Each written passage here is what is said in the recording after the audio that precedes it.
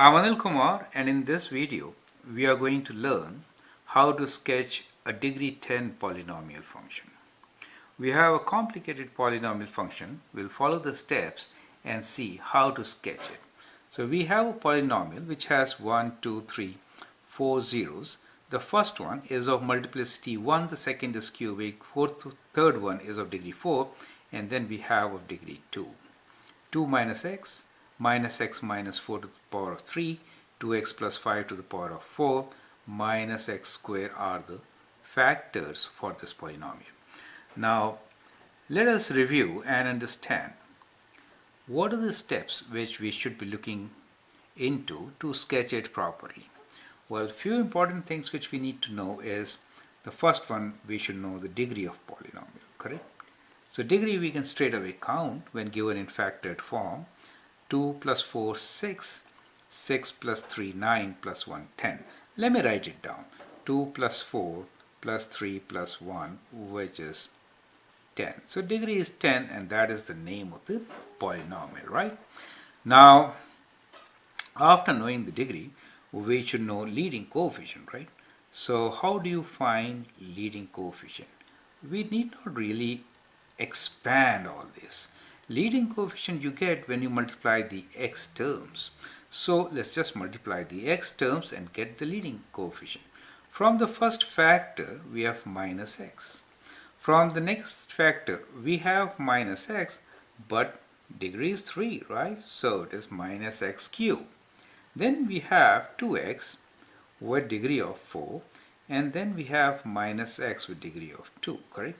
Now that when multiplied gives you leading coefficient. Let's first look into the sign. Negative, negative, because minus x cubed will be negative, and this will be positive, right? So negative, negative will make it positive, so we'll get positive result. Coefficient, it will be 2 to the power of 4. That means 2 times 2 times 2 times 2, which is 16. So we get 16. And x to the power of 10, of course, right? 2 plus 4, 6 plus 3, 9 plus 1, 10. So that is the leading term, and the leading coefficient is I should write here positive. Is it okay? That is what we are interested in. We are not really interested in the value. We want to know whether it is positive or negative, correct? Now what we want to know is zeros. So zeros. So the first 0 is 2 minus x will be 0 when x is equals to 2. Minus x minus 4 will be 0 when x is plus 4, right? So the other 0 is at 4. Then the third one will be 0 at minus 5 by 2 or minus 2.5. Let me write 5 by 2 for the time being. And then this 0 is at 0, correct? So these are my zeros. Once we get the zeros, we need to find the multiplicity or order of each zero. Let me write down the order in a different ink. So the first one is linear, correct? Add 2. The second one is cubic. The third one is of degree 4. And then we have one of multiplicity 2. So these are the zeros. With all this information, we should be in a position to sketch a good polynomial function. Another important thing is y-intercept. Now in this case, however, y-intercept is what? That is the value at x equals to 0. So if I plug in 0, then 0 square times everything, we get 0. Origin is the y-intercept for us, correct? Now we can actually sketch our graph. So let's draw x. So we have zeros as 2, 4, 0, minus 2.5, correct? So one negative value. So I will draw y-axis kind of here. We have very limited space, and so we have to be careful about this. So we have 0 at 0, and then we have at 2 and 4. So let us say this is 2 for us, and then we have 4 for us. Okay. On the other hand, negative, we have minus 2.5. 5 over 2 is minus 2.5, which is, let us say, this point.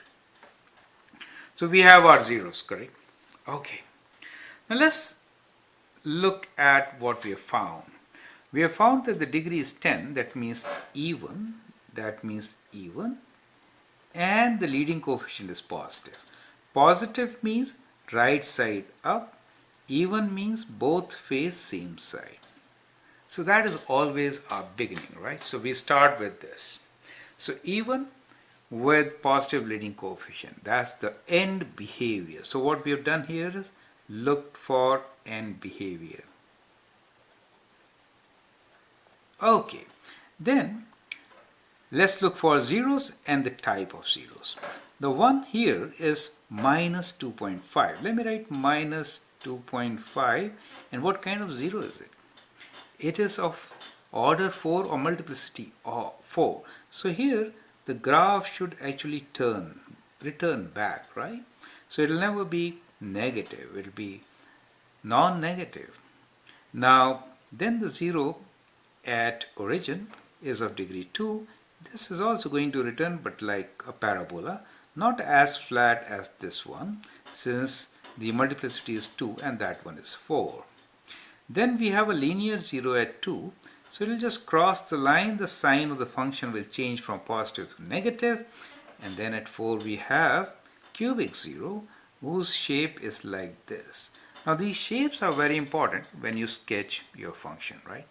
Now you can easily connect these points and sketch your polynomial, right? So we have this polynomial here. Do you see how I'm connecting, right? So it's that simple. So have a look at this point and then this point, and then you just go like this. So that is how you should be sketching your polynomial. In this case, this happens to be of degree 10. Let's write down all the zeros. So this one is at 0, the next one is at 2, and then we have one at 4, the cubic one. I hope with this you get all the steps which are required to sketch a polynomial function, may it be of degree 10 or whatsoever. How does it matter, right? I hope that helps. I'm Anil Kumar. You can subscribe and learn a lot about polynomials and advanced functions. Thank you and all the best.